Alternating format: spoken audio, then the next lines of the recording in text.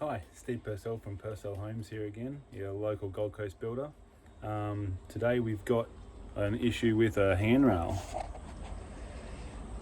Obviously you can see top rail is lady's waist and it's cracked. And we'll see if we can show some ways on how to fix it. Okay, so game plan.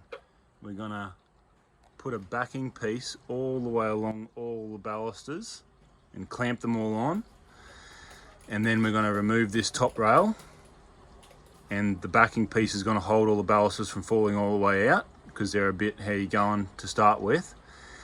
And then we're going to put the new handrail, fix the new handrail in place, and it's going to be a little bit of pain in the butt, but we're going to try to feed them all the existing balusters back up in there, and then we're going to lift the bottom rail. See why it's fallen is because there's no support underneath this handrail. Should be at least one. Anything over 2.4 meters, it should be at least one. So yeah, we'll try to do like maybe a time lapse and see how that goes.